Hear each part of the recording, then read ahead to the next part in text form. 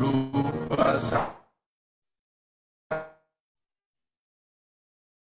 संपत्तथा कृति मधुका पुष्प संकाशा रूप संपत् प्रकीर्तिता के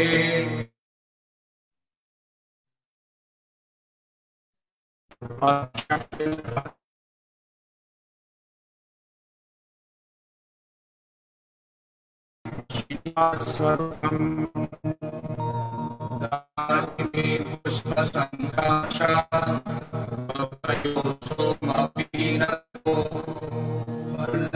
वर्णतोत्पलाक्षौ च कमण्डलसुधारिणौ नासन्त्योतस्रनामानौ चूडामुकुटधारिणौ करद्वयसमायुक्तौ स्रग्भूषणविभूषितौ अभयं दक्षिणे हस्ते पुस्तकं वामहस्तके लम्बितौ दक्षिणौ पादौ वाममुत्कुटिकासनौ देवानाभिषजामेतौ द्वौ सावित्र्यायौ पार्श्वद्वये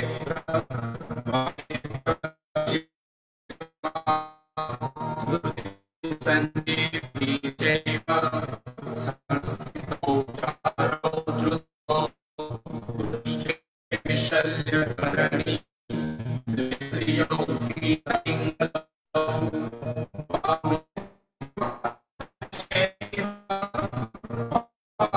वामोपमायतदेव च वीतरविभवौ सङ्गतौ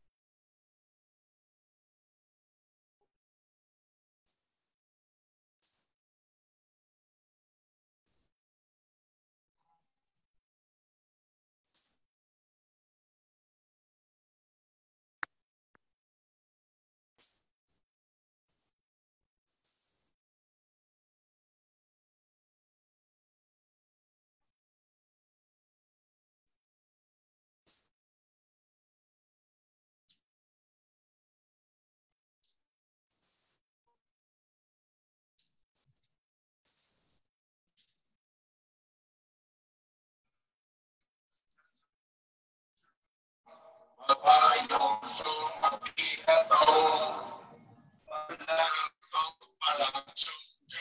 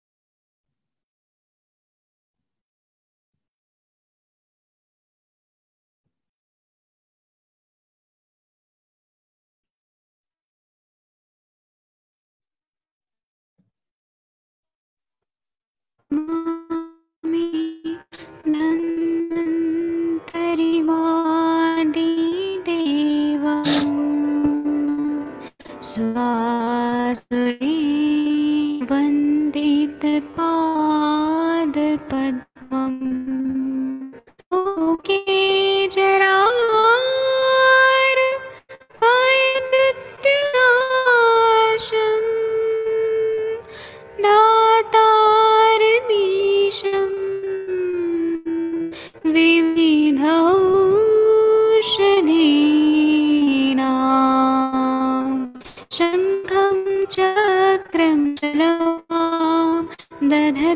स्फुरद्घटं चारुतोर्भिश्चतुर्भिः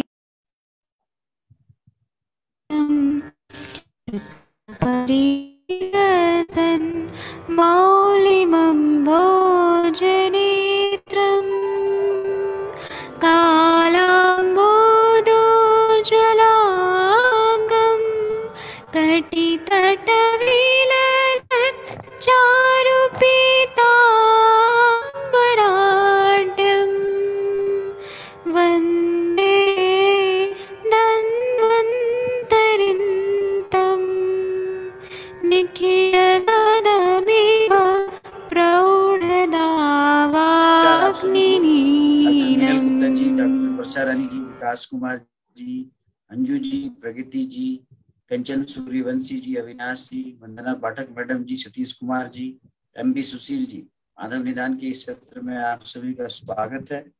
मैं वैद्य अरविंद पाठक को इस सत्र का होस्ट बनाता हूँ और आप सभी मानव निदान हम सब साथ मिलकर पढ़ेंगे। धन्यवाद। प्रणाम सर, सभी को प्रणाम सर। प्रणाम सभी लोगों को। मैं वैद्य अरविंद पाठक पुणे महाराष्ट्र से आप सभी लोगों का स्वागत करता हूं। मैं डॉक्टर नवीन जोशी सर का बहुत बहुत धन्यवाद देता हूं कि यमुनोत्री के परम धाम से भी हमें हमारा सत्र को इन्होंने भंग नहीं होने दिया। ये ऑफिशियल ड्यूटी पे भी हैं, तब भी अपना काम कर्तव्य पूरा कर रहे हैं, आयुर्वेद के प्रति भी और सरकार के प्रति भी। तो मैं सर का बहुत बहुत धन्यवाद देता हूँ कि ऐसे कर्तव्यनिष्ठ और इतने अच्छे सर को तो हमें जरूर साधुवाद देना चाहिए कि इतने अच्छे सर हैं। अब मैं आप लोगों को ये जो वैवाहिक शोष है इसका मैं बताऊंगा। पहले मैं म्यूट कर देता हूँ सभी लोगों को। और जो कल का जो केस था उसके बारे में भी मैं बताना चाहता हूँ। जो कल शंका थी कि क्या दवाई दिया गया कि उनका ये हो गया वो हो गया, और माधव निदान की क्लास में ही मैं वो पूरा क्लियर करना चाहता हूँ। जब हम माधव निदान पढ़ते हैं तो हमें क्या बताया जाता है, माधव निदान पढ़ने का क्या उद्देश्य है। संक्षेपतः क्रिया एगो निदान परिवर्जनम। अगर हनुमान जी द्रोणगिरी पर्वत को उठा के लाए और संजीवनी बूटी लेके आए, इतना मेहनत से गए वहां पे, और वहां पे लक्ष्मण जी अगर एसी में रहेंगे और बोलेंगे कि मुझे ठीक करो, तो वो हनुमान जी संजीवनी बूटी से ठीक कर सकते हैं क्या? वो केस में क्या गड़बड़ हो रहा है? 80% पेशेंट का स्वेलिंग कम हो रहा है और उसके बाद में पेन बढ़ रहा है। तो उसका क्या हेतु है वो मैं आप लोगों को बताऊंगा। और आप लोगों को ये जानना जरूरी है, पेशेंट जो रहते हैं ना वो सोचते हैं कि डॉक्टर बेवकूफ इंसान है, डॉक्टर को समझ नहीं आ रहा है। डॉक्टर को सब समझ आता है क्योंकि दवाई का पूरा कंट्रोल मेरे पास है। मैंने क्या दवाई दिया है वो भी मैं आप लोगों को बताऊंगा, और क्या पेशेंट मिथ्याहार विहार कर रहा है वो भी जानना बहुत जरूरी है। अगर आप ये नहीं जानेंगे तो माधव निदान का पढ़ाई करके कोई मतलब नहीं है। क्लिनिकली हमें सब जानना चाहिए। मैं अभी ये वैवाहिक शोध शुरू करना चाहता हूँ, लेकिन एक बार मैं शशि मैम को बुलाना चाहता हूँ। शशि मैम आप हैं क्या? एक मिनट में अनम्यूट करता हूँ, एक मिनट रुकिए।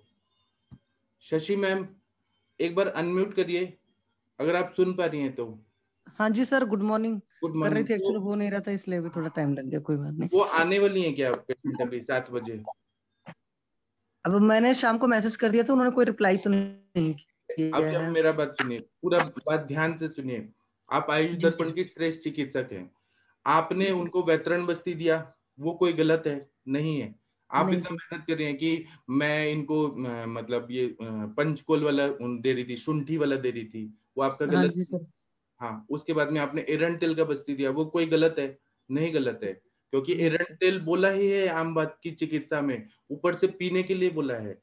वो नहीं पीने की, वो डायरेक्ट बोल रही है कि मैं नहीं पीऊंगी, डायरेक्ट बोल रही है। मतलब वो रिस्पेक्ट नहीं है डॉक्टर के लिए। जो बोलते हैं अड्यो रोगी भिषक वैश्यो ज्ञापको सत्वानपी, ज्ञापक भी नहीं है, सत्वानपी भी नहीं है, और भिषक वैश्य भी नहीं है। दूसरा बात, मैं किसी की बुराई नहीं कर रहा हूँ, मैं बस चिकित्सा कहाँ गड़बड़ हो रहा है वो मैं बता रहा हूँ। अब आप मुझे बताइए मैंने उनको क्या क्या दवाई दिया है, और इसमें से आप लोग खुद सुनिए और बोलिए क्या गलत दवाई है। मैंने उनको आम पाचकवटी दिया है, ठीक है, ये गलत दवाई है आम बात के लिए? आम पाचकवटी नहीं है, गलत। पाचकेंद्र रस दिया है, ये गलत है? नहीं है। फिर मैंने आम मतारी रस दिया है, ये क्या गलत दवाई है?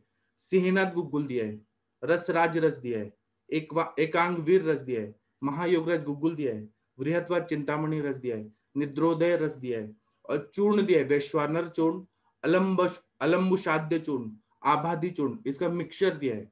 और महावत विध्वंसक रस दिया। इसमें कौन सा दवाई गलत है?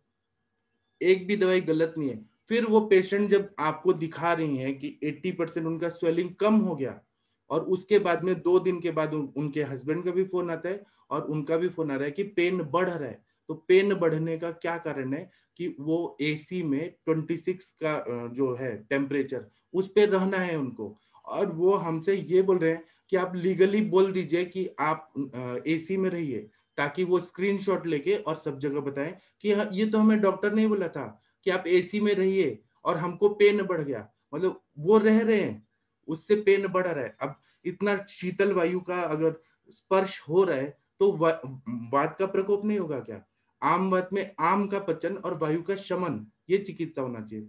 एक दिन उन्होंने मेरे से सेशन में पूछवा लिया कि हम मालिश करें क्या? मैं सेशन में था, मैंने सोचा कोई और है, और वो फिर स्क्रीनशॉट भेज दिया शशि मैम को कि तो डॉक्टर ने कहा है कि हमें तो मसाज करना है। उस दिन मैंने लेकिन ठीक से बोल दिया था कि मतलब सरसों के तल का करिए और इसमें कुछ कुछ और तेल डाल के, अजवाइन वगैरह डाल के। तो वो तो हमें फंसाना चाहते हैं, लेकिन हम फंसेंगे नहीं। दूसरा बात, मैंने ये बात उनको क्लियरली बोला कि जब तक भूख नहीं लग रही है आपको, जब तक भूख नहीं लग रही है, ये खाना मत खाइए। तो ये क्या रेस्ट्रिक्शन है क्या कि हमें वीकनेस आ रही है? उनके हस्बैंड बोलते हैं कि आप रेस्ट्रिक्शन हटा दीजिए। तो जब तक भूख न लगे खाना मत खाइए, ये क्या गलत बोला है? आप बताइए शशि मैम।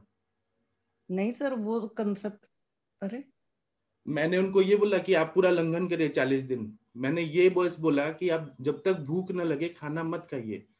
तो उनको 3 टाइम खाना भी खाना है।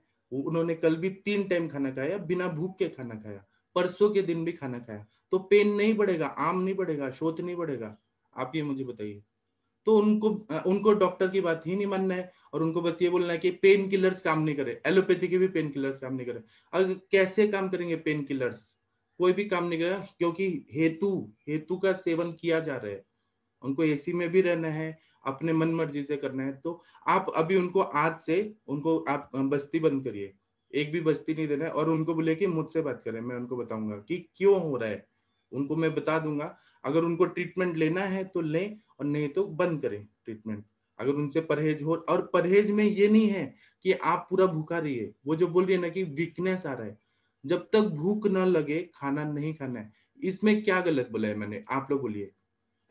जब नहीं हम सर, इसमें आमवाद की चिकित्सा में बोलते हैं कि लंघनम दीपनम लंघनम स्वेदनम तिक्तम कटुकानीचा, जब हम बोलते हैं कि लंघन कराना है, लंघन का मतलब क्या है कि जब तक भूख न लगे तब तक नहीं देना है।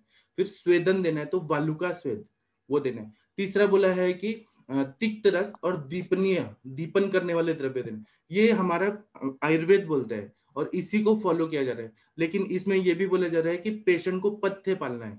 पेशेंट को पथ्य नहीं पालना है, वो उनको 26 वाले टेम्परेचर में एसी में रहना है। उनको ये भी नहीं, कल अंजना मैम ने कहा कि 30 पे रहिए आप एसी में, तो नहीं, उनको नहीं मानने ये चीज। तो फिर कैसे इलाज होगा? तो ना करे वो इलाज। आप कितना भी काउंसलिंग करिए, कितना भी बढ़िया से बढ़िया दवाई दीजिए, संजीवनी बूटी दीजिए, अमृत दीजिए, लेकिन अगर वो परहेज नहीं पालेंगी तो उनका तकलीफ बढ़ेगा। ये क्लियर कट है। ठीक है, तो अभी वैवाहिक सोच पढ़ेंगे हम लोग। जी सर। हाँ, और आप लोग ना ऐसे, क्योंकि मैं 20 साल से प्रैक्टिस कर रहा हूँ और मैंने अपने सर के भी क्लिनिक में देखा है कि, और उन्होंने ये भी कहा कि आप कुछ खाने पीने दीजिए, लॉन्ग ट्रीटमेंट चलेगा तो चलेगा। क्यों लॉन्ग ट्रीटमेंट चलेगा? नहीं, लॉन्ग ट्रीटमेंट चलेगा। हमारा जो हमने जो टाइम बोला है कि 3 महीना में ठीक करना है तो उसी में करना है। पथ्य पालना है तो पाले, नहीं तो ट्रीटमेंट बंद करें। आज ही ट्रीटमेंट सब बंद होना चाहिए उनका। कोई ट्रीटमेंट नहीं देना है हमें आयुर्वेद का, अगर उनको नहीं पालना है। अगर मैं बोल रहा हूँ कि बिना भूख के मत खाइए, तो ये क्या बहुत ज्यादा हाई रेस्ट्रिक्शन है उनको? बिना भूख के मत खाइए, भूख लगे तो खाए ना, मैंने कहा मना किया है उनको। ठीक है, तो अभी ये देखिए 15 नंबर का श्लोक, वैवाहिक शोष के लक्षण। इसमें ऐसा बताया है कि वैवाहिक शोषी शुक्रस्य शैल लिंगे रूपोद्रतः पांडुदेहो यथा पूर्वम क्षीयन्ते यश्चास्य धातवः। इसमें वैवाहिक शोष के लक्षण बता रहे हैं कि अब देखिए पूरा माधव निदान में बताया कि ये हेतु का सेवन करते हैं, ये व्याधि होती है, ये हेतु का सेवन। अब मेरे पास एक पेशेंट है, उनको इरेक्टाइल डिसफंक्शन का प्रॉब्लम था, और वो मुझसे ईडी ऑयल और सारा वृक्ष उनको मैंने दवाई दिया। तो उनका क्या कहना था कि डॉक्टर साहब आपकी दवाई का फायदा ही नहीं हुआ। तो मैंने उनकी वाइफ से पूछा, तो उन्होंने कहा कि सर इन्होंने ना दवाइयां ली और इनको बहुत सारा एक्साइटमेंट हो रहा है और 4 बार ये करते हैं मैथुन डेली, और उसके बाद में चौथी बार नहीं इनको इरेक्शन हो रहा है, इसलिए परेशान है। तो फिर उनको पालना ही नहीं। मैंने उनको कहा था कि जब मेडिसिन चलता है तो थोड़ा वाइफ से दूर रहिए। अगर आप मेडिसिन खा के एंजॉयमेंट करने के लिए आप ले रहे हैं तो ये वैवाहिक शोष होता ही है। हर चीज में नियम रहता है, अगर नियम नहीं पेशेंट फॉलो कर रहा है उसको फिर बंद करना चाहिए ट्रीटमेंट, हमें नहीं देना है ट्रीटमेंट। इसमें ऐसे देखिए बोल रहे हैं कि वैवाहिक शोषी शुक्रस्य शय लिंगे उपद्रुतः, मतलब अत्यधिक मैथुन करने से या अन्य कारणों से जब वीर्य का शोष हो जाता है या नाश हो जाता है, तब मनुष्य के लिंग में शय लिंगे ऐसे जो बोल रहे हैं, मनुष्य के लिंग में अंड कोशों में बहुत ज्यादा पीड़ा होती है। मनुष्य मैथुन करने में अशक्त हो जाता है, मतलब जो जिसको बोलेंगे कि उसको क्लैब्यता आ जाती है अति शुक्र का नाश करने की वजह से। और यदि दैवात मैथुन भी कर ले तो उसका चिरकाल तक वीर्य च्युत नहीं होता, मतलब वीर्य नहीं निकल पाता है। जो बोल रहे हैं कि शय लिंगे उपद्रुतः, मतलब वह शुक्र नहीं निकल पाता है। दूसरा बोल रहे हैं कि उसमें थोड़ा बहुत रक्त भी आता है और शुक्र के स्थान पे केवल रक्त ही आता है, ऐसा कंडीशन हो जाता है। मनुष्य का रंग जो है वह पीला और फीका पड़ जाता है। जो बोल रहे हैं पांडु देह यथा पूर्वम, तो मनुष्य का रंग पीला पड़ जाता है, फीका पड़ जाता है। शुक्र से पूर्व पूर्व धातु क्षीण होने लगते हैं, यहाँ पर प्रतिलोम क्षय होने लग रहा है। शुक्र क्षय के पश्चात मज्जाशय होता है, मज्जाशय के पश्चात अस्थि क्षय होता है, अस्थि क्षय के पश्चात मेद क्षय होता है, मेद क्षय के पश्चात मांस क्षय होता है, मांस क्षय के पश्चात रक्त क्षय होता है, रक्त क्षय के बाद रस क्षय होता है। तो इस शोषण क्रिया को प्रतिलोम क्षय बोलते हैं। और इसमें टीकाकार ये बोलते हैं, ये बहुत ही इंपॉर्टेंट है, वैवाहिक शोषी शुक्रस्य शय लिंगे उपद्रुतः पांडु देहो यथा पूर्वम श्यते यस्य चास्य धातवा, मतलब इसमें पांडुता भी आ रही है। ऐसे पेशेंट हमारे पास बहुत आते हैं जो पॉर्न वीडियोस कंटिन्यू देख रहे हैं, तो उनका शरीर में पांडुता आ जाती है और धातुओं का क्षय होता ही होता है। तो ऐसे बोलते हैं वैवाहिक शोषणो लक्षणम आह वैवाहिक इत्यादि शुक्रस्य शय लिंगे रीति शुश्रुतोक्त ही तद्यथा शुक्रशय मेड्र वृषण वेदना अशक्तिर्मेथुने चिराद्वा प्रसेकः प्रसेके च अल्प दर्शनम रक्तस्य शुक्रस्य इति, मतलब वैवाहिक शोषी के लक्षण बता रहे हैं। वैवत्यादि शुक्रस्य शय लिंगे अर्थात शुश्रुतोक्त शय लक्षणों से उपद्रुत। सुश्रुताचार्य जी ने भी ऐसे ही सारे सिम्टम्स बताए हैं। इसमें बता रहे हैं यथा शुक्रशय मेढ्र विषव वेदना, मतलब वीर्य का अतिच्युत होने से लिंग और अंड कोशों में बहुत ज्यादा खिंचाव होता है, बहुत ज्यादा पीड़ा होती है, मैथुन शक्ति नष्ट हो जाती है। और यदि मनुष्य मैथुन करने लग जाए तो उसको बहुत देर के बाद वीर्य च्युति होती है और उसमें से थोड़ा सा वीर्य निकलता है या रक्त निकलता है। ऐसा सुश्रुत सूत्र स्थान अध्याय 15 में एकदम क्लियरली मेंशन किया गया है। अभी आप लोगों ने ऐसे पेशेंट देखे हैं क्या, वैवाहिक शोष के पेशेंट? सबसे पहले हम कंचन जी के पास जाएंगे। और कंचन जी आप कृपया बताइए। प्रणाम सर। हाँ जी, आपके प्रैक्टिस में ऐसे पेशेंट देखे हैं आपने? जी सर, ऐसे चालू ही रहता है, पर आपने जब सिखाना स्टार्ट किया ना तो सर मुझे तब समझ में आया कि अति मैथुन करने की वजह से इनको प्रॉब्लम होती है। नहीं तो पहले मैं ये कॉज पूछती ही नहीं थी सर, मुझे ये पता ही नहीं था। मैं क्योंकि एक एज अ फीमेल डॉक्टर ये सब चीजें पूछना हम लोगों को भी ऑकवर्ड लगता है। तो अभी आप जैसे बोलते हो ना सब पूछना चाहिए, तो जब से पूछना स्टार्ट किया तो मोस्ट ऑफ जो अभी इरेक्टाइल डिसफंक्शन के काफी केसेस चल रहे हैं मेरे पास, तो उसमें यही कारण मिलता है कि अति मैथुन करना या फिर मैस्टरबेट करना खुद के हाथ से, तो ये कारण मिलता ही है सर। और यहाँ पे तो मतलब ऐसे है कि 25 एज में भी देख रही हूँ, 30 एज में देख रही हूँ, बाकी तो समझो 60 एज में तो है ही ईडी का प्रॉब्लम आता ही है सर। बहुत सारे पेशेंट है सर ऐसे कि वहाँ पे ईडी का प्रॉब्लम दिख रहा है। और ये जो जैसे मीडिया है, यूट्यूब है, यहाँ पे वीडियोस देख रहे हैं लोग, या फिर जैसे बच्चे भी देखते हैं सर 19 एज 21 एज तक के, तो वो भी वीडियो देख देख के अगर मैथुन मतलब कि मैस्टरबेट कर रहे हैं तो उनमें भी ये प्रॉब्लम दिख रहा है सर शोष का, और वो आते हैं तो फिर ऐसे बोलते हैं कि मुझे शक्ति बढ़ाने के लिए मेडिसिन दो।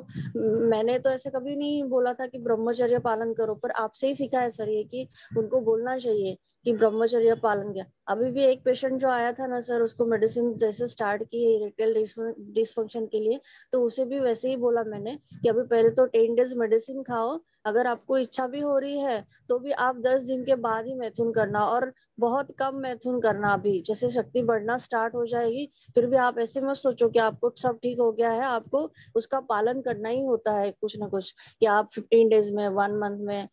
आप सही बोलते हो सर कि एकदम कि जो हम मेडिसिन दे रहे हैं उसको लगता है कि नहीं ताकत आ गई है, और वो उसका बिल्कुल मतलब दुरुपयोग करता है सर। बहुत सारे पेशेंट दुरुपयोग करते हैं इस चीज के कि नहीं मेडिसिन तो मिल गया अभी चलो ठीक है, उनकी खुशी के लिए वो काफी ज्यादा कर लेते हैं।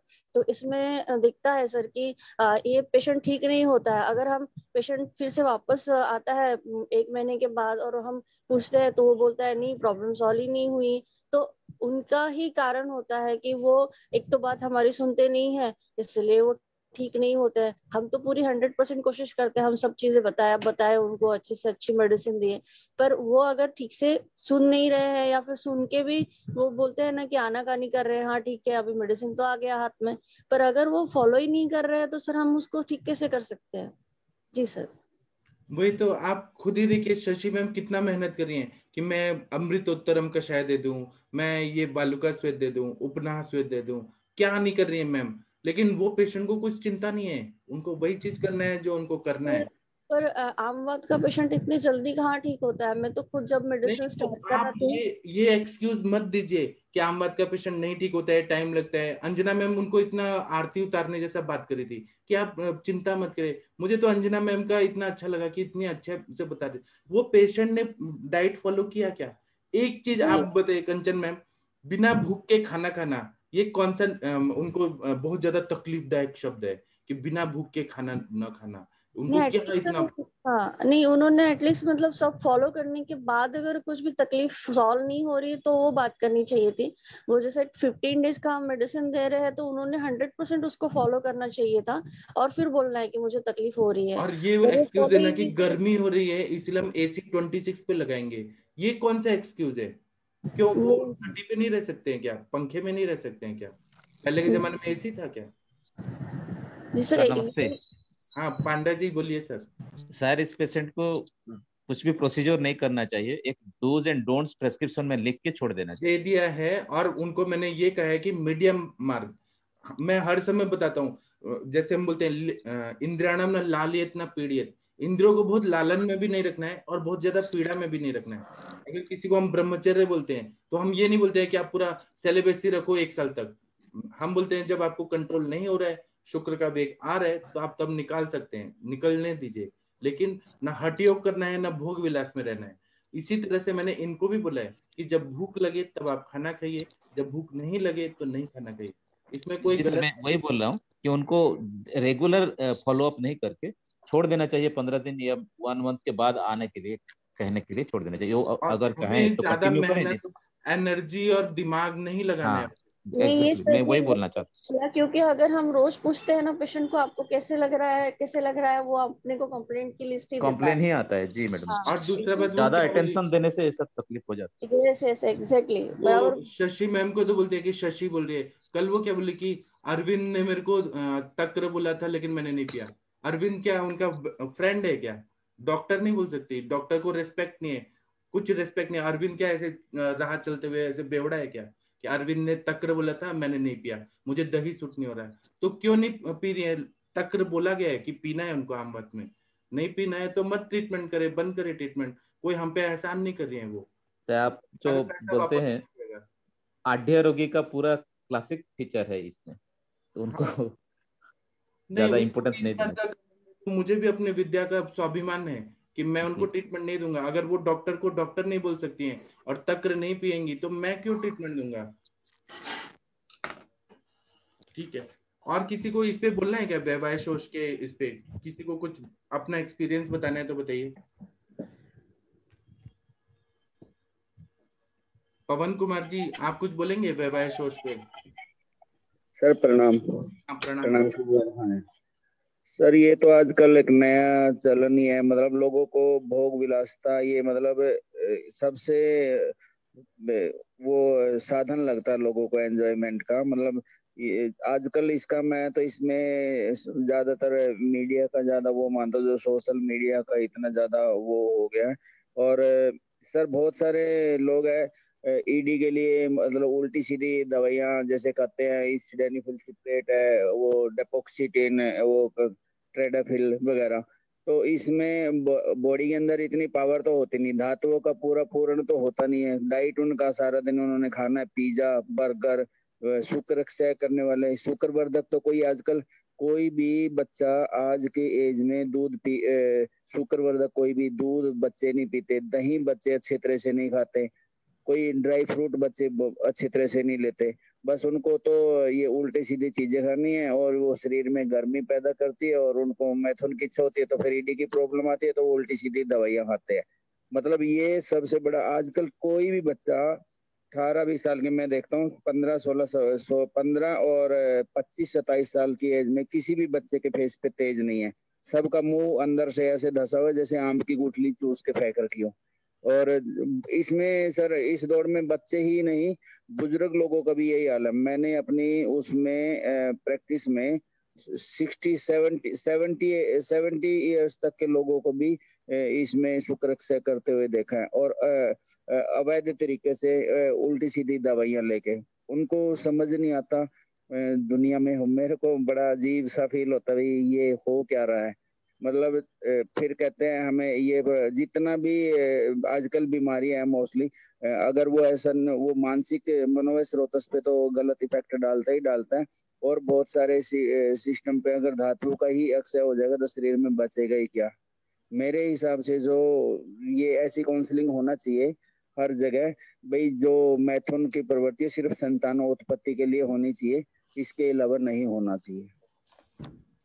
मैं आप लोगों को कुछ कुछ ऐसी बात बताऊंगा जो मतलब प्रैक्टिकली देखना चाहिए। आपने जो वृद्ध लोगों का बताया ना, मैं आप लोगों को सच बात बताता हूँ। जब मैं सेकंड ईयर में जाता था ना तो बस से जाना पड़ता था। मैंने ऐसे बुढ़े बुढ़े बहुत देखे, वो क्या करते थे ना, जो यंग बॉयज है ना उनके मतलब बस में जा रहे हैं, मतलब ये विकृत स्वरूप देखिए, बुढ़ापे में भी कितना विकृत स्वरूप है। वो क्या करते थे कि बॉयज के पेनिस पे हाथ रखेंगे और रगड़ देंगे और उधर ही मास्टरबेट करा देंगे। तो ऐसे मैंने बस में बहुत बार ऑब्जर्व किया, बहुत सारे ऐसे बुड्ढे बुड्ढे थे। तब मुझे, और मैं ये सब माधव निदान पढ़ा था हमारे सर के पास ये जाके, मतलब सुबह घाटगिल सर का क्लास लगता था।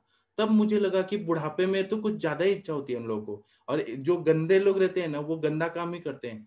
तो हम ऐसा सोचते हैं बुजुर्ग है, बहुत रिस्पेक्टेड है, तो विकृति रहती है, कहीं पर भी हो जाती है।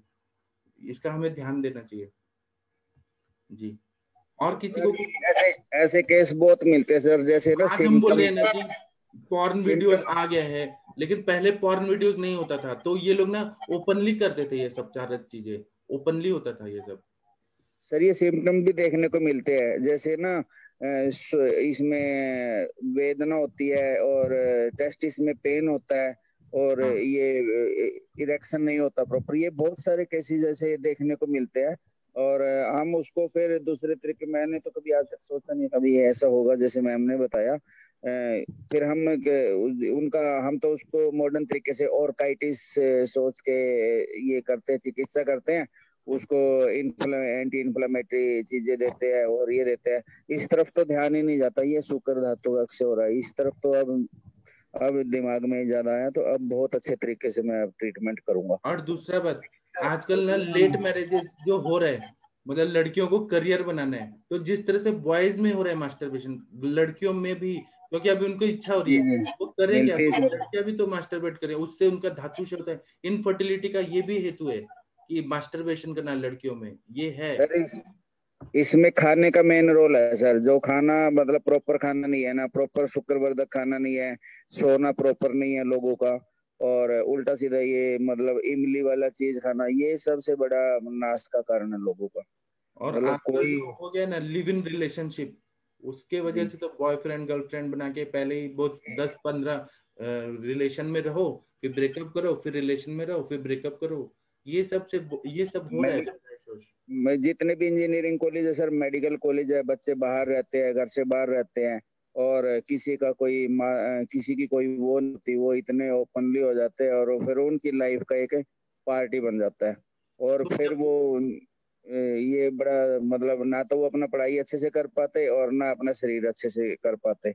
इसी वजह से फिर आगे जनरेशन हमारा बहुत खराब जब होता भी जाता है। लड़कियां आपके पास आती है ना कि हमें मतलब इनफर्टिलिटी है, तो उनको सिस्ट हो रहा है, फाइब्रॉइड हो रहा है, टीबी हो रहा है, कुछ भी हो रहा है, आप जरूर ये निकालिए। मतलब उनसे बात कर दे, किसी को हर्ट नहीं करना है हमें उनसे, लेकिन ये बात करते करते जरूर हिस्ट्री में निकालिए कि पहले कितने रिलेशनशिप में रही वो, उसके बाद में कितने बार अबॉर्शन कराया, क्योंकि ये हमें जानना जरूरी है। डायरेक्ट ऐसे हर्टिंग वर्ड मत यूज करिए। और फिर लेट शादी क्यों हुआ, फिर उसके बाद में मतलब जितना हम क्लासिकल पूछते हैं ना, मॉडर्न जमाने से भी हमें हेतु निकालना जरूरी है कि मतलब कितना दिन ऐसे रहे, खाना पीना तो है ही उनका, लेकिन ये रिलेशनशिप का भी पूछना, हिस्ट्री निकालना बहुत जरूरी है आज के जमाने में। जी नमस्कार सर। हाँ सर, बताइए सर। सर जो ये अभी इस तरह की जो चर्चा चल रही है अभी, हम्म इसमें मतलब जो मैं सोचता हूँ, मैं सही हूँ गलत हूँ पता नहीं, लेकिन एक ये कारण और आ रहा है कि अपनी फैमिलीज बहुत ज्यादा न्यूक्लियर होती जा रही है। हम्म संस्कार कि विहीन जो बात है ना, वही। मैं अब मैं मेरे ही परिवार में देख रहा हूँ, और मेरे जो मेरे साथी लोग हैं, कई लोग जो अकेले रह रहे हैं। मैं मम्मी मम्मी के साथ रहता हूँ। पापा थे, पापा 3 साल पहले गुजरे। तो आज भी मेरे दोनों बेटे हैं कि सुबह कान्हा जी को नहलाना, और मतलब इस तरीके से कि जैसे अपन भोग मतलब खाना बनाते हैं तो सबसे पहले थाली अपनी कान्हा जी को रखना, मतलब ये चीजें जॉइंट फैमिली में रहने पे बच्चों में संस्कार पैदा होता है। न्यूक्लियर फैमिली में मतलब कि ठीक है, माँ बाप ड्यूटी पे गए, बच्चे बाद में क्या कर रहे हैं क्या नहीं कर रहे, थोड़ा सा उनको बचपन से ही काउंसलिंग देनी जरूरी होती है सर। और ये चीजें आज मतलब कि बच्चों को क्या है कि अब जो अब अपनी एज में भी आ रहे हैं उन तक को नहीं है, ले यार खाओ पियो मौज करो, ये करते हैं कि आज और शाम को दारू पार्टी करते हैं, ये करते हैं वो करते हैं। लेकिन ठीक है, करो अपनी पार्टीज करो, लेकिन जो ये जो बड़े बुजुर्गों ने जो ये संस्कार बनाए हुए हैं, ये भी अपने माइंड को कंट्रोल करने में बहुत ज्यादा मदद करते हैं सर। अगर ये चीजें नहीं है तो कहीं ना कहीं वो डिस्टरबेंस फिर दोबारा पे। तो आज अपन मेडिटेशन है, मेडिटेशन पे पब्लिक 10-10 हजार रुपए यूं ही लगा देती है। बोलो भाई, तू घर में बैठ के बात ही कर ले परिवार वालों से। फैमिली में बिल्कुल अकेलापन आ रहा है। वो अकेलापन आते आते वो मोबाइल में वो चीज देखने आ जाती, क्योंकि मोबाइल ओपन है आजकल, वो एंड्रॉइड वगैरह सब ओपन है। तो फिर वो क्या है, वो मार्ग दूसरी जगह चला जाता है। मैं बता रहा हूँ सर कि मैं आज से मैं 5-7 साल पहले की बात कर रहा हूँ। मैं ऐसे ही ओपीडी में बैठा हुआ था, एक 15 साल का लड़का आया मेरे पास, वो सर मुझे इस तरह की मेडिसिन चाहिए। मैंने सोचा कि यार 15 साल का लड़का, कोई किसी ने बोल दिया होगा घर में से या किसी बड़े ने। तो बोला कि मैंने ये पूछा कि तेरी एज क्या है और जिस लेडी के लिए चाहिए वो उसके लिए क्या एज है। उसने लिटरली बताया कि मेरी मेरी क्लासमेट है और वो 8वीं 9वीं में पढ़ती है। अब बताइए सर, कहाँ गए संस्कार। यही हेलो, तो बात है। हाँ, यही तो बात है आजकल, यही अब तो। बताइए सर कि 15 साल का लड़का इस तरीके की दवाई किसी फीमेल अपनी मतलब कि बैचमेट के लिए मांग रहा है, जिनकी तो अभी मतलब कि ये समझो धरती पे भी पैदा ही वो हुए अभी हैं वो तो। परिपक्व भी नहीं हुए हैं, उनका मतलब पूरा ग्रोथ भी नहीं हुआ है, और अभी से तब उनका शुरू हो गया। तब ये सर मैंने तो मतलब कि मेरे पास जो पेशेंट आते हैं ना, इस तरह के जो पेशेंट आते हैं, प्रतिलोम 6 में भी आते हैं, ईडी के भी आते हैं, कई आते हैं। तो मैं सर सबसे पहली लाइन दीपन पाचन, उसकी सेकंड लाइन मेडिटेशन, और थर्ड लाइन पे फिर ये ट्रीटमेंट प्रोटोकॉल पे लेके आता हूँ। तो जितने आए हैं जिन्होंने फॉलो किया, वो चाहे वो किसी भी धर्म किसी भी संप्रदाय से हो, वो केस सक्सेस जाता ही जाता है सर। ये 2 केस 2 लाइन में पहले प्रॉपर प्रेफर करने लग रहा हूँ सर आजकल मैं। जी। मुझे मतलब इसमें मतलब कि पेशेंट, और जो नहीं करता वो फेल है, फिर और वो जो हमारे बोलो संस्कार है कितनी ना, दवाई खा ले। हमारा जो संस्कार है भारतीय संस्कृति का कि नहा धो के ही किचन में जाना है, तुलसी की पूजा करना है और सूर्य को अर्घ देना है, ये सब भले भगवान है कि नहीं है, मतलब वो अलग बात है, द्वैतवाद अद्वैतवाद, लेकिन एक संस्कार है कि माता पिता के पैर छूना है, बड़ों का पैर छूना है। ये सबसे क्या होता है कि अपने इंद्रियों पे कंट्रोल आता है, अपने विचार शुद्ध होते हैं कि बड़ों का पैर छूना है। जी हेमंत सर, मैं तो ये बोलता हूँ, हेमंत सर, हाँ जी सर, मैं तो ये बोलता हूँ, अगर जिस बच्चे ने 17 और 27 साल के बीच में अपने आप को संभाल लिया, वो बच्चा कभी जिंदगी में मार नहीं नहीं, खाएगा। लेकिन उसको कौन बताएगा कि ये गलत है कि सही है? कौन बताएगा? माँ बाप का भी कसूर है सर, कोई संस्कार नहीं है। बच्चे आजकल तो लोगों का ये चलना है, माँ बाप के साथ मदर भी पी रहे हैं, बच्चे भी बीच में पी रहे हैं, बियर पी रहे हैं, ये सॉफ्ट ड्रिंक है, सो वो क्या बोलते हैं, वाइन है, फलाना ये टिकट, मतलब ये इतना कल्चर हो गया है लोगों में। और फिर वो मतलब बुढ़ापे में ना वो तड़पते हैं, फिर वो लोग जमाने में अगर अपनी संतानों को ऐसा खराब करते हैं ना, उनके संस्कार ही फिर वैसे ही हो जाते हैं। नहीं, लेकिन अच्छी बात भी है, इंडिया में अच्छी बात भी है, अच्छे लोग हैं इसलिए दुनिया चल रही है। ये भी बात सोचिए, अच्छे लोग भी हैं दुनिया में, सब निगेटिव नहीं हुआ है। हमारा देखिए आयुष दर्पण पे शांति पाठ होता है, इसका क्या है, होता है बहुत अच्छा है, लेकिन एक संस्कार भी तो हम लोग अपने को रेगुलर कर रहे हैं। हमारे में भी संस्कार है वो कि हम लोग शांति पाठ करेंगे, भगवान का नाम करेंगे, सब कुछ, या खुद को भी मेंटेन रख रहे हैं हम लोग अच्छे संस्कारों से।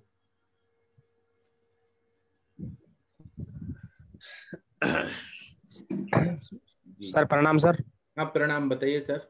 सर मैं एक मिनट करूँगा सर, बीच में एक इमरजेंट केस है सर। हाँ बताइए बताइए सर। एक ना 60 और ओल्ड लेडी है सर, ओल्ड पेशेंट है ओवेरियन कैंसर के सर जी, और patient is admitted in the hospital. उसकी ना जो लार्ज इंस्टेंट है ना सर, वो फुल हो गई सर, उससे जो बाउल है सर जी, तो उसमें मतलब फिकल लाइट भरा पड़ा है सर, तो वो कह रहे हैं कि इसका बाईपास करके रास्ता निकालना पड़ेगा बाहर सर।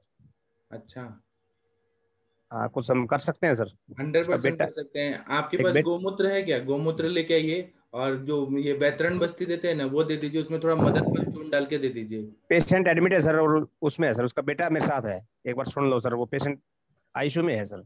आईसीयू में तो बस्ती नहीं दे सकते हैं क्या, एनीमा टाइप? प्राइवेट हॉस्पिटल में है सर, जयपुर में है। तो हम बस्ती अलाउ नहीं करेंगे? बस्ती तो अलाउ नहीं करेंगे सर वो। तो एनीमा दे दें, एनीमा से पेट साफ हो जाएगा। एनीमा से पेट साफ हो नहीं रहा सर, वो कर चुके। तो आप उनसे बोलिए कि हमारी रिस्पॉन्सिबिलिटी है, ऐसा लिख के दे दीजिए अंडरटेकिंग, और आप क्या करिए कि दूध में मदन फल चूर्ण को मिक्स करके और उसका बस्ती दे दीजिए। बस्ती देते ही 10 मिनट में अच्छे से मोशन होगा, पूरा बाउल क्लियर हो जाएगा।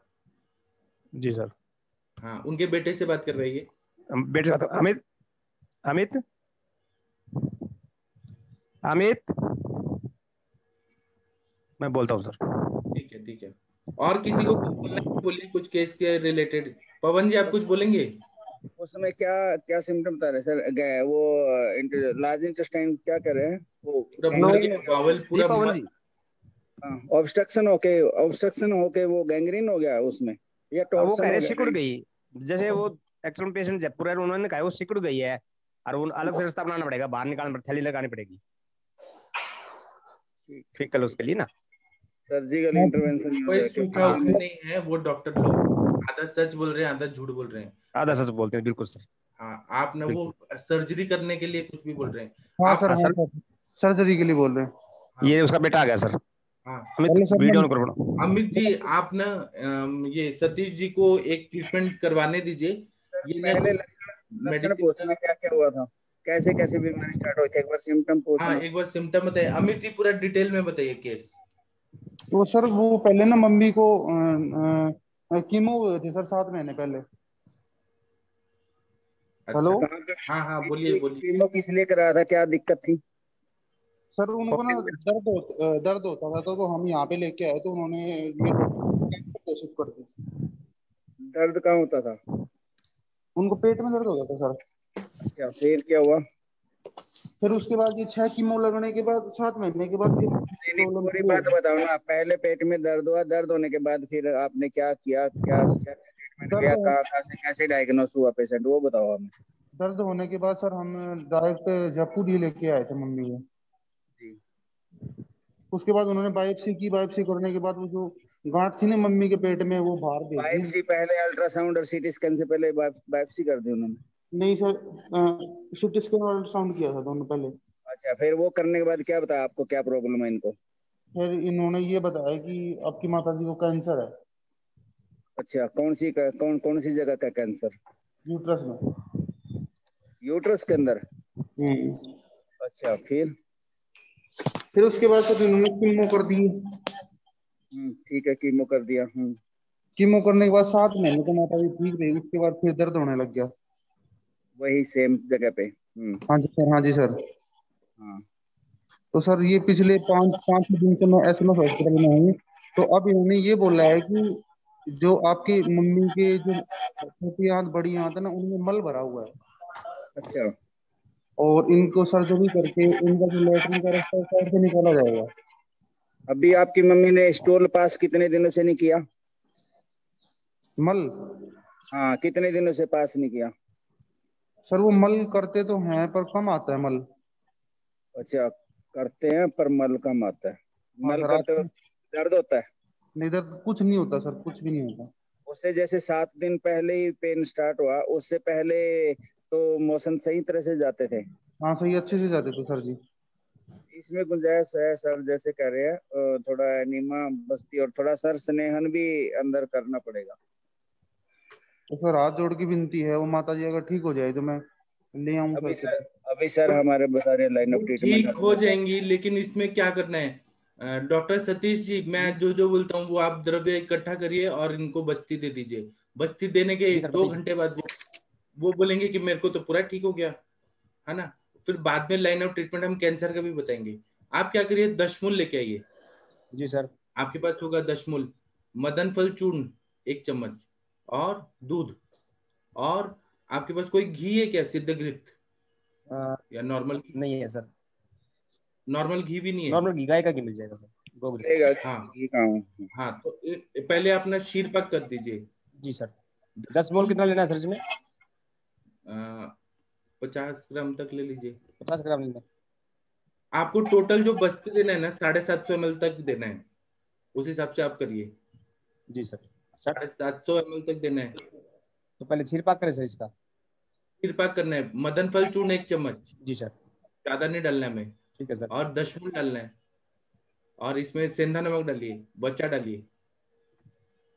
सेंधा नमक, बच्चा जी। और शतपुष्पा तो नहीं मिलेगा ना आपको? नहीं सर, शतपुष्पा नहीं मिलेगा। ठीक है, तो मदन फल चूर्ण मिलेगा ना? हाँ, मदन फल मिलेगा सर। चूर्ण फॉर्म में चूर्ण बना लेंगे सर, उसका बीज निकाल के। मदन फल मेरे पास है। हाँ, और तो फ्रूट है सर। 1 या 2 को पूरा अच्छे से पीस दीजिए। जी सर। हाँ, 5 ग्राम कर लूंगा मैं उसके जो हाँ, 5 या 10 ग्राम तक कर लीजिए, एकदम फाइन पाउडर। और इसका क्वाथ बनाइए। ठीक है। क्वाथ बना के फिर दूध डाल के इसका शीर पाक बनाइए। शीर पाक बन जाए ना, तो इसमें 50 ml तक या 100 ml तक गाय का घी डाल दीजिए। जी सर। सारा मिला के 750 ml तक होना चाहिए। ठीक है सर। और इनका बस्ती दे दीजिए। बस्ती देने के बाद क्या होगा कि इनको मोशन पास होगा, 3 बार मोशन पास होगा, सारा स्टूल निकल जाएगा पूरा। और घी डालेंगे पेट दर्द नहीं होगा। Sir 1 minute sir. हाँ सर, वो डॉक्टर ने ये बोला है कि वो जो है ना बच्चेदानी चिपकी हुई है और वहां पे गांठ भी बताई है।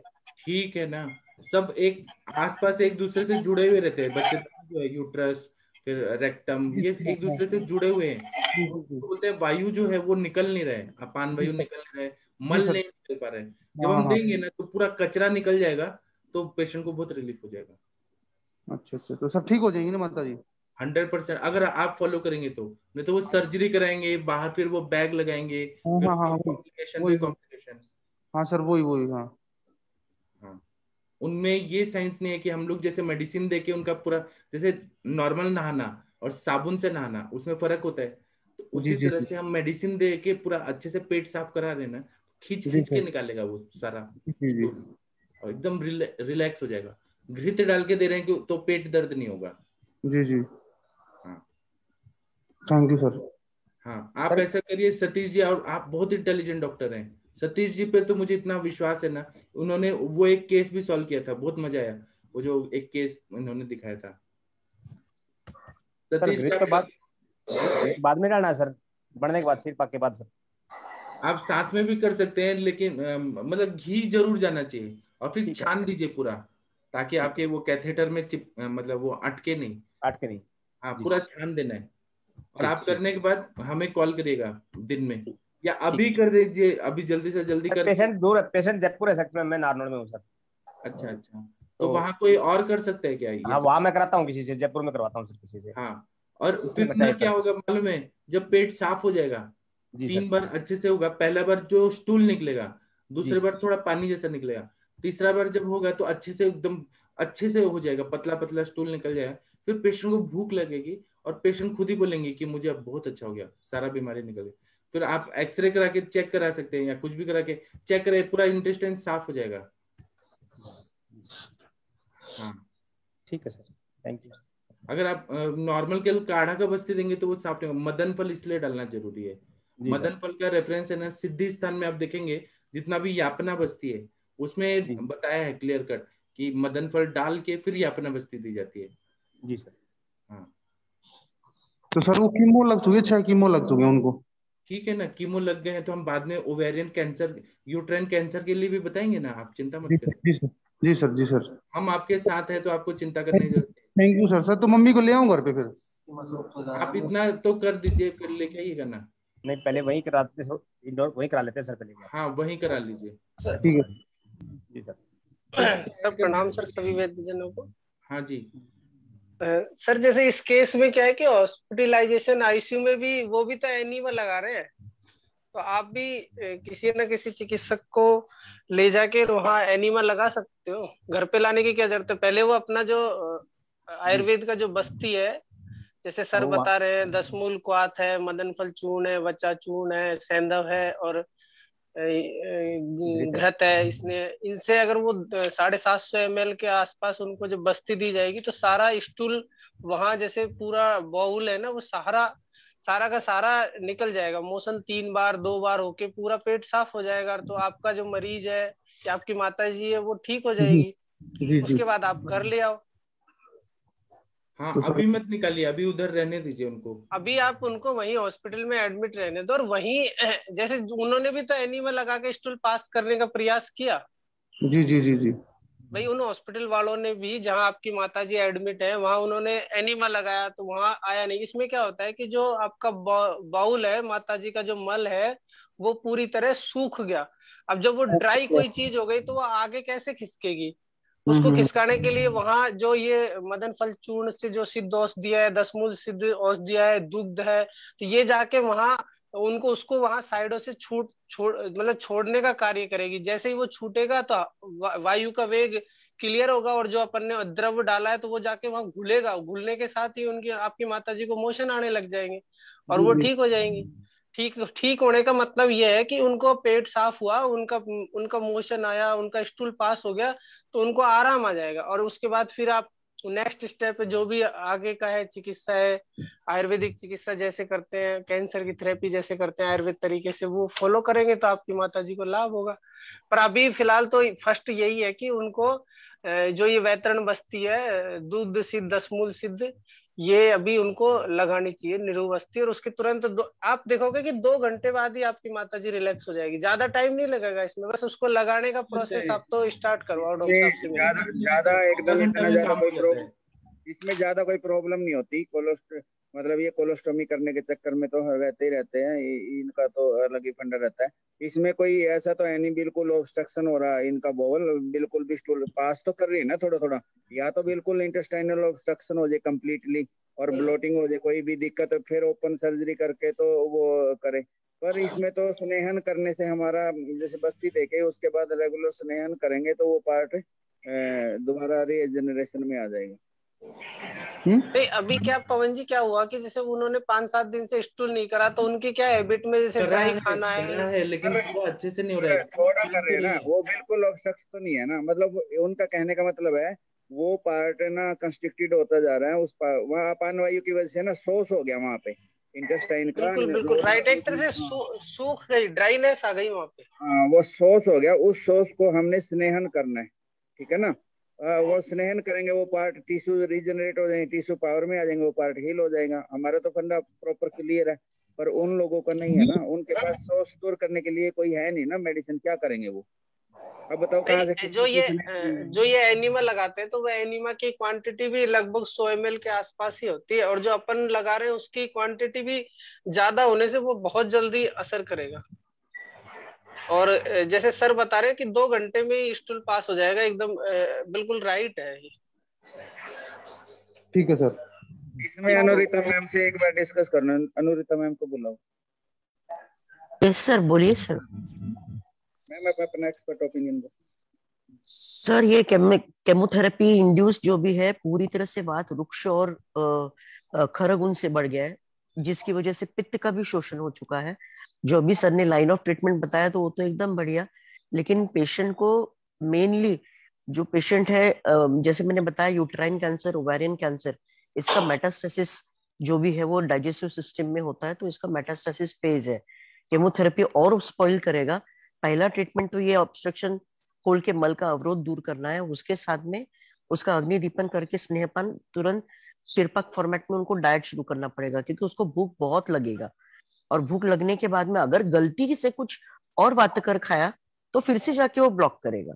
तो पेशेंट को बहुत अच्छी तरह से काउंसिल करके पहले तो उनका डर हटाना है, क्योंकि उन्होंने ब्लाइंडली 5 मंथ्स जो भी केमोथेरेपी दी है, एनास्टोमोसिस की केसेस कितनी वर्स्ट सेप्सिस में जाती है आपको नहीं मालूम। लिटरली वहां पे कलेक्शन होता है, इन्फेक्शन होता है, सेप्सिस में जाता है, और पेशेंट का ड्रेन बिठा के बस कलेक्शन करते बैठना होता है, मेन बीमारी बाजू ही रह जाती है। ये सारे कॉम्प्लिकेशन उनको बता के, उनको सारा डूज डोंट्स अगर हम बताते हैं, बहुत अच्छा फायदा मिलेगा।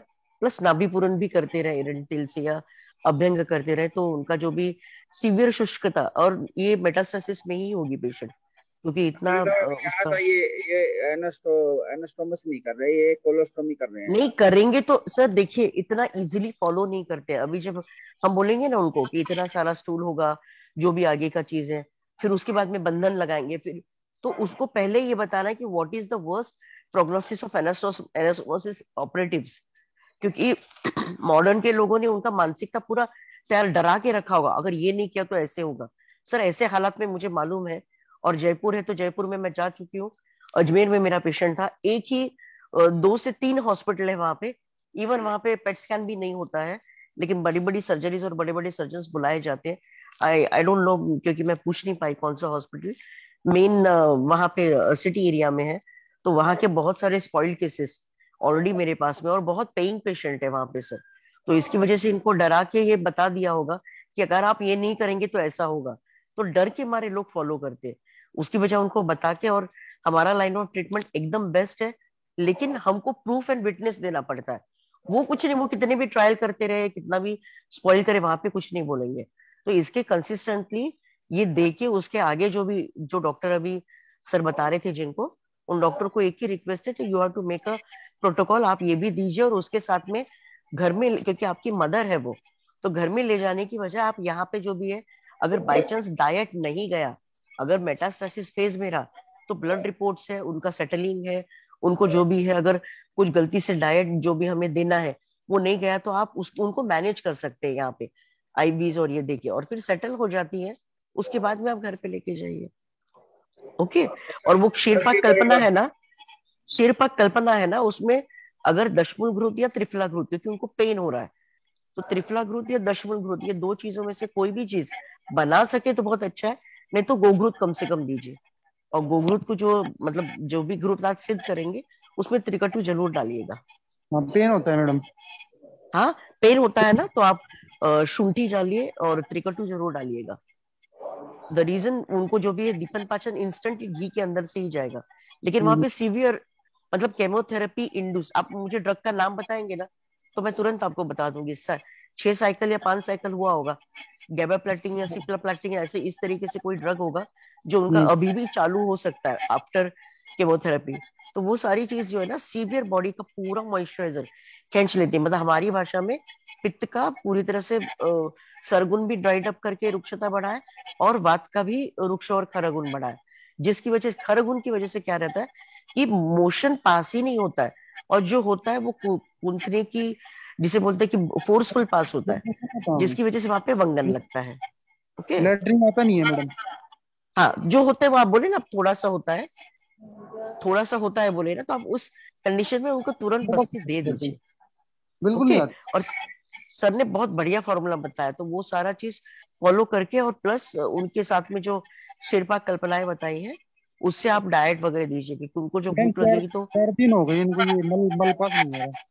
हाँ, तो ये अभी ये करेंगे तो उसके बाद में मल पास होगा, और मल पास करने के बाद में saline is not an answer to the patient. उनका जो नॉर्मल डाइट है वो भी अपने आयुर्वेद के हिसाब से यूश और मुद्दी यूश और ऐसी चीजें ही करिएगा। सॉलिड डाइट इमीडिएटली मत दीजिएगा, और वंगन के मतलब घृत के साथ में। हॉस्पिटल में ये वस्ती वगैरह करने देंगे? करने देंगे सर, करना है आपको, वो तो आप करना डॉक्टर है से वहां पे जाके। हमारा 1 तो घंटे का ही तो प्रोसीजर है, टाइम कंज्यूमिंग भी नहीं है हमारा, तो भाई 1 उसमें घंटे का नहीं, आप बस्ती तैयार करके जाइए, और जैसे हम पेशेंट को मिलते हैं ना, उनको बोलिए सर एक ड्रेस चेंज करना है क्या, हमें उनकी परमिशन लेने का क्या जरूरत है सर? हमारे पेशेंट पे वो ट्रायल कर रहे हैं, हम तो सेवियर ट्रीटमेंट कर रहे हैं ना। I don't feel that you should convey also. अगर आप डॉक्टर है और आपकी मदर है, आप उनको मिलने के लिए जाते हैं आईसीयू में, उनका जो भी है वो पर्दा वगैरह कुछ होगा, आपके 2 रिलेटिव्स का हेल्प लीजिए, पूरा बस्ती तैयार करके लेके जाइए, ठीक है? आपको कोई स्नेहन सेदन पूर्वकर्मा नहीं करना है, you are not doing any surgical intervention. आप जो भी नेचुरल ओपनिंग है उसका इस्तेमाल करके उनको जो भी इंस्टिल करा दीजिए, और उसके बाद में बेड पेन बाजू में रखिए, कोई एक अच्छी अटेंडेंट रखिए। What for you have to taken sir permission? इतने सारे ड्रग्स के साइड इफेक्ट करके उन्होंने परमिशन लिया था क्या आपका? उन्होंने तो सिग्नेचर लिया था कि we don't say any guarantee, right? और परमिशन लेना है तो उसका एक तरीका होता है, और वो बहुत टीडियस रहता है। जयपुर का, आप मुझे हॉस्पिटल का नाम बताइए, मैं बताती हूँ। दो या कौन सा? SMS government SMS. अच्छा सर, गवर्नमेंट हॉस्पिटल तो कोई इतना प्राइवेट की तरह ये नहीं रहेगा, वहाँ पे काउंटर नहीं रहेगा आपको। नहीं इतनी प्रॉब्लम नहीं आएगी गवर्नमेंट हॉस्पिटल में। तो कौन से वार्ड में एडमिट है सर? ये वो कैंसर वार्ड है, रेडियोथेरेपी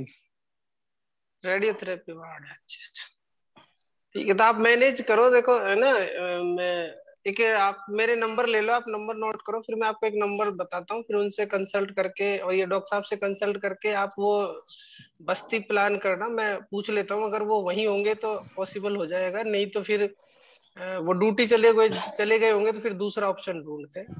सर एनिमा देना है करके आप परमिशन निकालिए, बाकी कुछ भी उनको मत बताइए। और अगर आपको चांस मिलता है, you hardly want one good position of the patient, और पेशेंट को इंस्टिल करने में कोई दिक्कत नहीं। दिस इज आवर पेशेंट, आपकी मदर है वो, राइट? या बिकॉज वो टीडियस अगर कंडीशन में जाते रहेंगे, वो और कंडीशन क्रिटिकल करते रहेंगे और आपको डराते रहेंगे। उससे बेटर है कि you give the Basti, let the Basti work, और फिर हमें टाइम मिले। ठीक है? या ठीक है मैम,